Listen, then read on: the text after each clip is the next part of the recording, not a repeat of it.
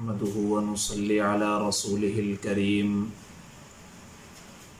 أما بعد فأعوذ بالله من الشيطان الرجيم بسم الله الرحمن الرحيم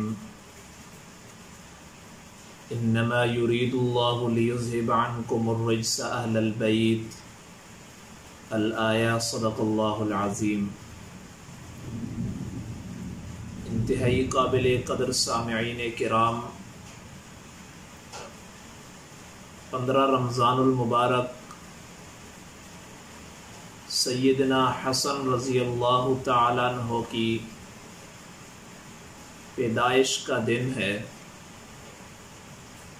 اسی مناسبت سے آج کی ہماری گفتگو سیدنا حسن رضی اللہ تعالیٰ عنہ کے فضائل اور مناقب پر ہوگی۔ حضرت حسن رضی اللہ تعالیٰ عنہ کا نام ابو محمد حسن بن علی بن ابو طالب تھا۔ رسول اکرم صلی اللہ علیہ وسلم کے نواسے، جنتی نوجوانوں کے سردار، فاطمہ بنت محمد کے لخت جگر اور امیر المؤمنین سیدنا علی رضی اللہ تعالیٰ عنہ کے بیٹے تھے، اور صحیح روایت کے مطابق آپ کی پیدائش رمضان سن 3 ہجری میں ہوئی، اور آپ کا نام جناب نبی کریم صلی اللہ علیہ وسلم نے خود رکھا۔ حضرت علی رضی اللہ تعالیٰ عنہ کا قول ہے کہ جب حضرت حسن رضی اللہ تعالیٰ عنہ کی پیدائش ہوئی تو میں نے ان کا نام حرب رکھا۔ نبی اکرم صلی اللہ علیہ وسلم تشریف لائے، فرمایا مجھے بچہ دکھاؤ اور تم نے اس کا نام کیا رکھا ہے؟ تو حضرت علی رضی اللہ تعالیٰ عنہ نے فرمایا ہم نے اس کا نام حرب رکھا ہے۔ تو نبی اکرم صلی اللہ علیہ وسلم نے فرمایا حرب نہیں بلکہ وہ حسن ہے۔ اور حضرت حسن رضی اللہ تعالیٰ عنہ کا وصف سید قرار پایا، اور یہ وصف اور لقب آپ کے نانا نبی اکرم صلی اللہ علیہ وسلم نے خود عطا کیا ہے، جس طرح کہ صحیح روایت میں ہے۔ حضرت ابو بکرہ رضی اللہ تعالیٰ عنہ سے روایت ہے کہ میں نے نبی اکرم صلی اللہ علیہ وسلم کو منبر پر فرماتے ہوئے سنا، اور اس حالت میں سنا کہ آپ کے پہلو میں حضرت حسن رضی اللہ تعالیٰ عنہ موجود تھے۔ نبی اکرم صلی اللہ علیہ وسلم کبھی لوگوں کی طرف دیکھتے اور کبھی اپنے نواسے حضرت حسن بن علی رضی اللہ تعالیٰ عنہ کی طرف دیکھتے اور فرماتے ان ابنی ھذا سید ولعل اللہ ان یصلح به بین فئتین من المسلمین۔ نبی اکرم صلی اللہ علیہ وسلم فرماتے میرا یہ بیٹا سردار بیٹا ہے، اور اللہ تعالیٰ ان قریب اس کے ذریعے 2 بڑی جماعتوں کے درمیان صلح کروائے گا۔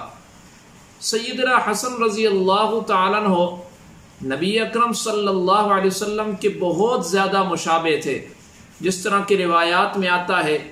حضرت انس رضی اللہ تعالیٰ عنہ سے روایت ہے، وہ فرماتے ہیں لم یکن احد اشبہ بالنبی صلی اللہ علیہ وسلم من الحسن بن علی، کہ امام حسن رضی اللہ تعالیٰ عنہ سے بڑھ کر نبی اکرم صلی اللہ علیہ وسلم کے ساتھ کوئی بھی مشابہت نہیں رکھتا تھا۔